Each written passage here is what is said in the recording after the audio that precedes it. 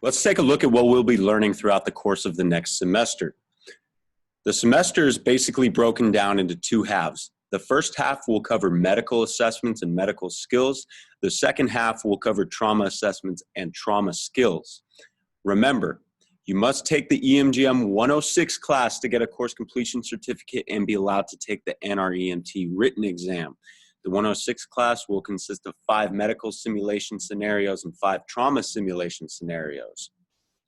Starting off with the first half of the semester, we begin our medical labs by talking about airway skills, airway management, how to size the correct adjunct, oxygen administration, how to use a bag valve mask, how to use a suction unit, and then we cover a review of CPR.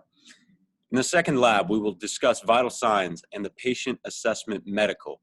I should say this here, that a lot of our training is assessment-based. That means interacting with a patient in a dynamic situation. We'll talk obviously all about the medical assessment and the trauma assessment, but a key concept to understand is that a lot of our training revolves around either the medical assessment or the trauma assessment.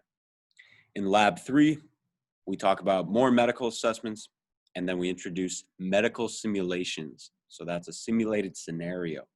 And then in the 2 following labs, we practice our medical skills and our medical simulations. And it looks like there's a lot of repetition, but that is necessary to learn these skills. These are not exactly easy skills, particularly the medical assessment. Students find quite challenging because there is a lot of things that need to be memorized, and there's a lot of verbalization that is required. However, with the proper amount of studying and diligence, anyone can do it. The skills covered within those medical labs are the following: oxygen administration via non-rebreather mask, commonly abbreviated to NRB, bag valve mask for the apneic patient, CPR, AED, medical assessment, medication administration for a variety of different medications, vitals, how to use a stroke scale, and blood glucose testing. Then you will come and take your midterm exam on campus. And I believe once you are done taking the midterm exam, you will be ran through a few trauma skills to prepare you for your 106 class. Because keep in mind, many of these 106 classes, they actually take place before you're introduced to the trauma scenarios and the trauma skills. But we'll talk about all of that later on.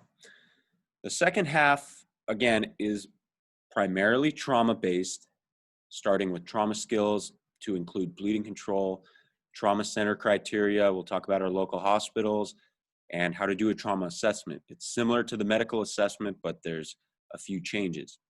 Then we'll talk about trauma skills, practice some assessments. We'll do skills, trauma simulations, practice our spinal skills, spinal mobilization. So then we have trauma skills, more trauma simulations, OB, so that's emergency childbirth. We have more trauma skills and more trauma simulations. So it's very repetitive, but you can start to see that these are all assessment-based. And within those assessments, you perform these skills.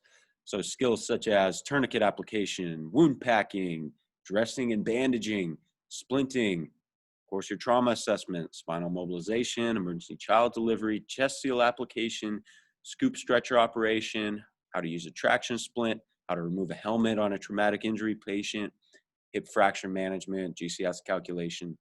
So regardless of whose class you're taking, you can expect to get this amount of training on campus. Now, there might be slight variations from one class to the next, but this is a very reasonable expectation to have walking in, that you will cover all of these components. Then you will have your final exam on campus. That'll establish your written grade for the class. Now, once you have your written grade established, it doesn't mean you pass the course. You still have to pass our NREMT skills testing, commonly referred to as the psychomotor exam. The psychomotor exam consists of 7 skills. These skills must be performed. It's either pass, fail, and you must pass every single one of them.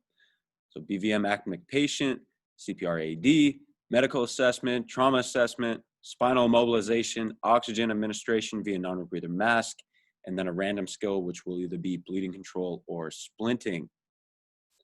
Some exam information. Course completion is dependent on your ability to pass the NREMT psychomotor exam at the end of the semester. Cost to take the NREMT exam is $100 cash or money order only, and the NREMT exam tests only the 7 skills on the opposite column. So it only tests you on these 7 skills, although during the course of the class, we do learn significantly more than just those 7 skills. This is all you will be tested on at the end of the semester. And again, you must pass every single one of those skills, not necessarily the first time around. We'll talk about that later as well. But you must pass every single one of these 7 skills in order to pass the class. Hopefully this gives you a better idea of what we're going over for the next semester. Again, you can pretty much think of it as 2 halves, the first half being medical based, the second half being trauma based, and then your final skills testing is after your final exam. All right.